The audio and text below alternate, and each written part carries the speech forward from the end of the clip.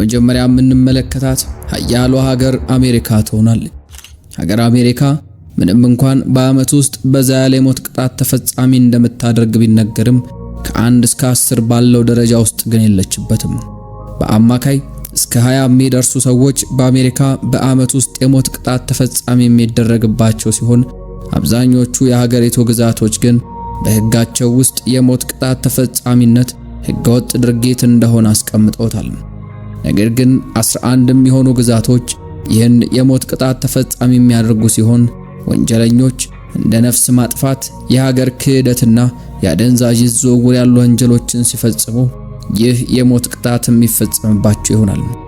ታዲያ እዚህ ጋር የሚነሳው ጥያቄ በምን መልኩ ነው የሞት ቅጣቱ የሚፈጸመው የሚል ሲሆን አፈጻጸሙም እንደየግዛቶቹ ቢለያይም ጠቅለል አድርገን ስንመለከተው ግን በሀገር አሜሪካ የሞት ቅጣት በ5 መንገዶች ይፈጸማል። እነሱም ገዳይ የሆነ መድኃኒትን በመርፌ በመውጋት፣ በኤሌክትሪክ ወንበር፣ በእሳት፣ በመርዛማ ጋዝ እንዲሁም ደግሞ አየር በማሳጣት ናቸው። በአሜሪካ የሞት ፍርድ ከመፈጸሙ አስቀድሞ ወንጀለኛው የመጨረሻዎቹ 24 ሰዓታቱ የተከፋፈሉ ተግባራትን እንዲያከናውንባቸው ይደረጋል። ልክ 24 ሰዓት ሲቀረው የሞት ቤት ተብሎ ወደሚታወቀው ስፍራ ይወሰዳል። ይህም ሟቹ ለመጨረሻ ጊዜ ውጪውን የሚያይበት ቅጽበት ነው። በመቀጠልም ሙሉ ፍተሻ ተደርጎለት አዲስ ልብስ እንዲለብስ ይደረግና ለመጨረሻ ጊዜ ወደሚቆይበት የሞት መመልከቻ ክፍል ወደሚባል ስፍራ ይወሰዳል። በዚህ ክፍል የመጨረሻ ምሽትን የሚያሳልፍ ሲሆን አንዳንዶቹ ተኝተው ሲያሳልፉት፣ አንዳንዶቹ ደግሞ የሚመጣውን ከባድ ነገር እያሰቡ በፍርሃትና በጭንቀት ያሳልፉታል። 15 ሰዓት ሲቀራቸው ደግሞ ተነስተው ሻወር እንዲወስዱና መደበኛውን ቁርስ እንዲመገቡ ይደረጋል። 14 ሰዓት ሲቀር ቤተሰብና ጓደኞቻቸውን ለመጨረሻ ጊዜ እንዲመለከቱ ይደረጋል። እንዲሁም ለ45 ደቂቃ ያክል ደግሞ ወደ ፈለጉበት ስልክ እንዲደውሉ ይፈቀድላቸዋል። 12 ሰዓት ሲቀረው የጉብኝት ጊዜው ይጠናቀቅና መደበኛ የእስር ቤቱን ምሳ እንዲመገቡ ይደረጋል። ቀጥሎ ደግሞ ቄስ ወይም ደግሞ ሼህ እንዲጎበኛቸውና ጸጸታቸውና ሚስጥራቸውን እንዲናዘዙ ይደረጋል።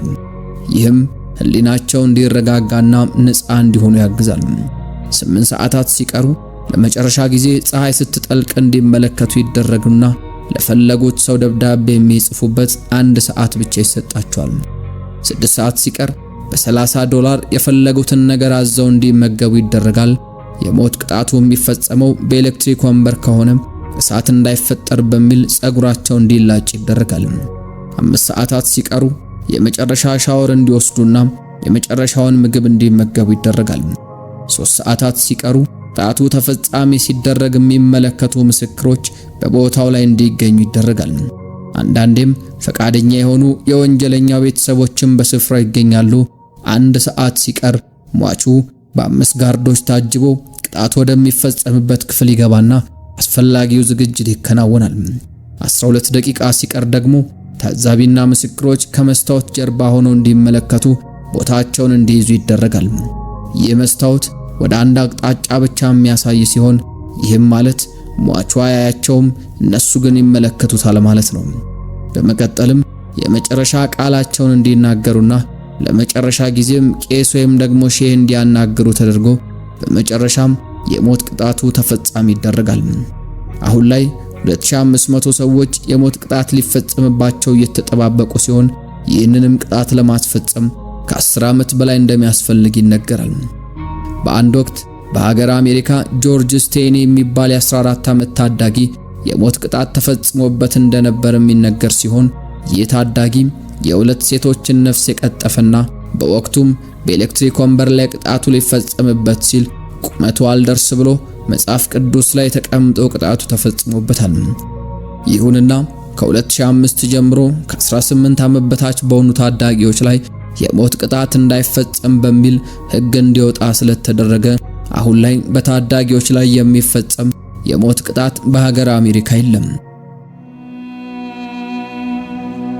ቀጥሎ የምንመለከታት ሀገር ክርስቲያኖ ሮናልዶን ጨምሮ በርካታ የእግር ኳስ ከዋክብትን በሀገሯ ሊግ እያጫወተች የምትገኘው ሳውዲ አረቢያን ነው። ሳውዲ አረቢያ የሞት ቅጣት ከሚፈጸምባቸው ሀገራት መሃል አንዷ ስትሆን በአመት በአማካይ 185 ሰዎች የሞት ቅጣታቸውን ይቀበላሉ። ከሌሎች ሀገራት ለየት ባለ መልኩ በሳውዲ ወንጀለኞች ጥቃቅን በሚባሉ ወንጀሎች ሳይቀር የሞት ቅጣት ሊፈረድባቸው ይችላል።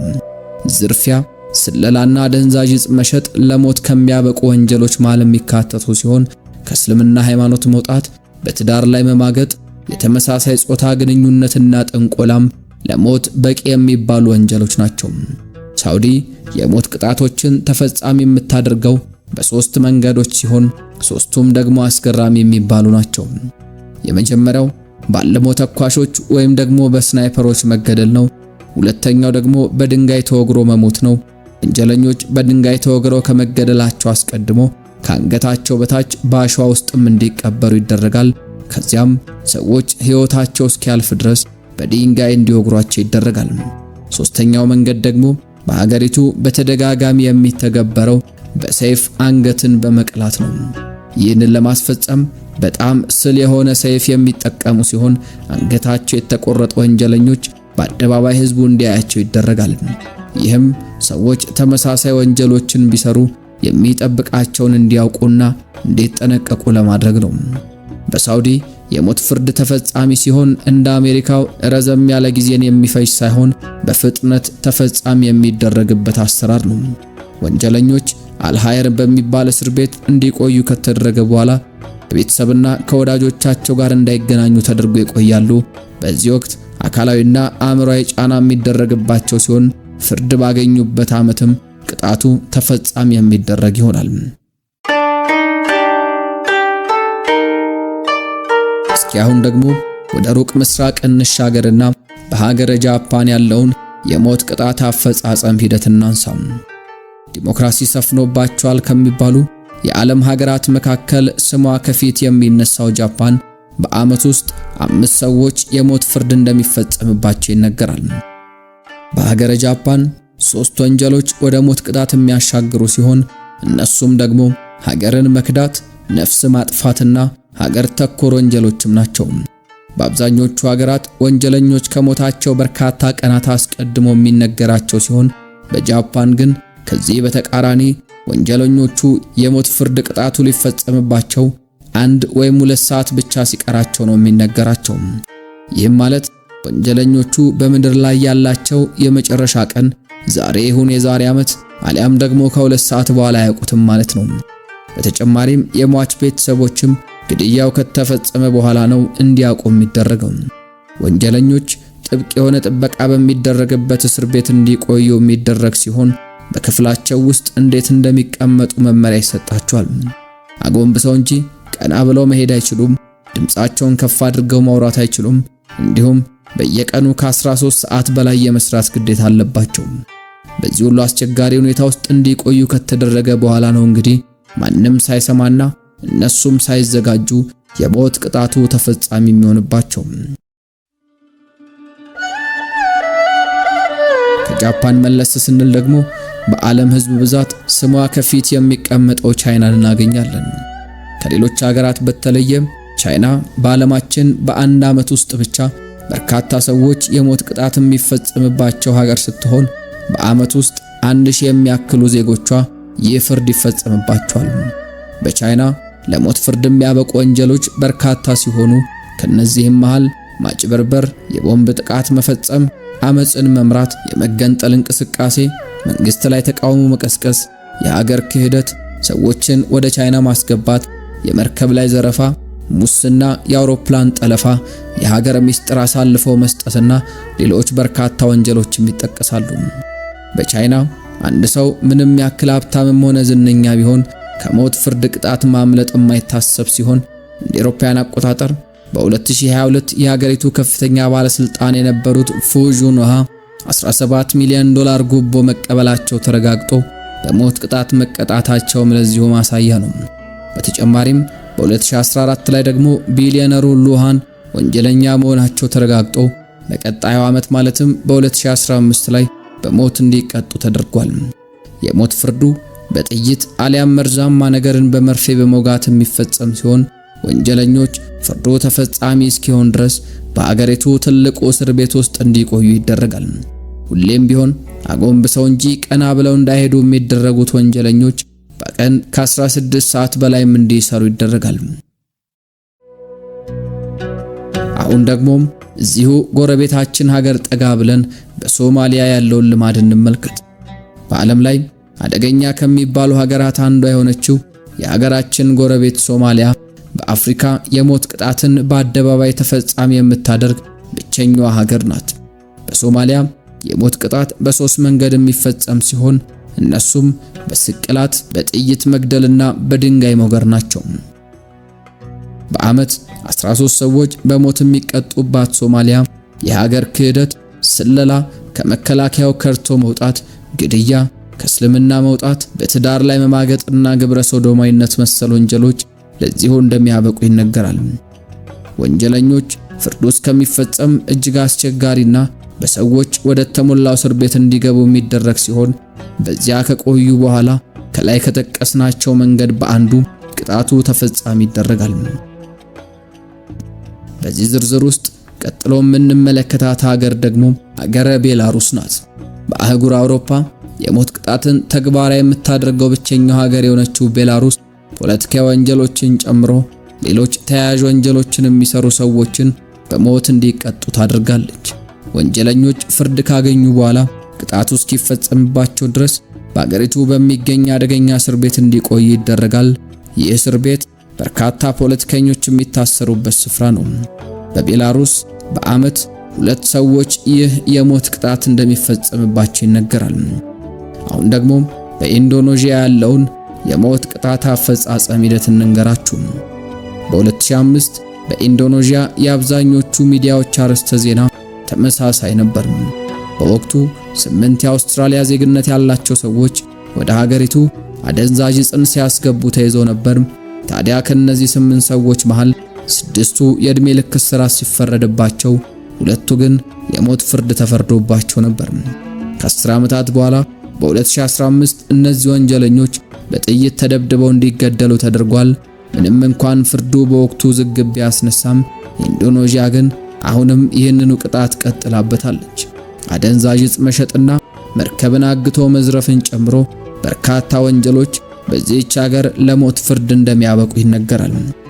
ከኢንዶኔዥያ ስንመለስ የበርካታ ሕዝብ፣ የበርካታ ሃይማኖትና ባህል መገኛ የሆነችው ሀገረ ህንድን እናገኛለን። አደንዛዥ ዕፅን በመሸጥ በግድያ፣ አውሮፕላን በመጥለፍ፣ በእገታ፣ የሀገርና የመከላከያ ክህደት እንዲሁም ደግሞ ሌሎች በርካታ ወንጀሎችን መስራት በህንድ ሀገር ወደ ሞት የሚያሻግሩ መንገዶች ናቸው። በ2023 በሀገሪቱ 120 ሰዎች የሞት ፍርዳቸውን የተቀበሉ ሲሆን ሁሌም ቢሆን አፈጻጸሙ በስቅላት አሊያም ደግሞ በጥይት በመደብደብ ነው የሚሆነው።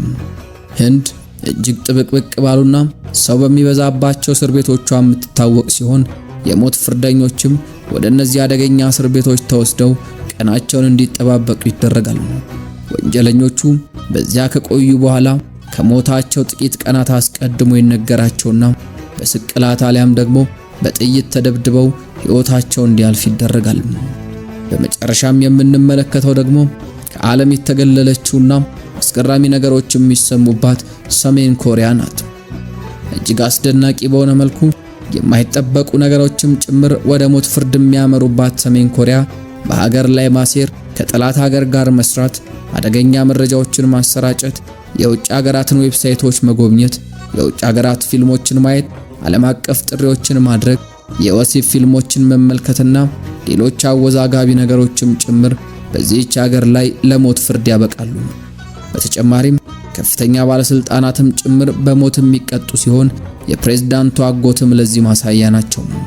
የሞት አፈጻጸሙም ልክ እንደ ሌሎች ሀገራት በስቅላትና በጥይት ሲሆን እጅግ አስገራሚው አፈጻጸም ደግሞ በሚሳኤል የሚደረግ ግድያን መጠቀማቸው ነው።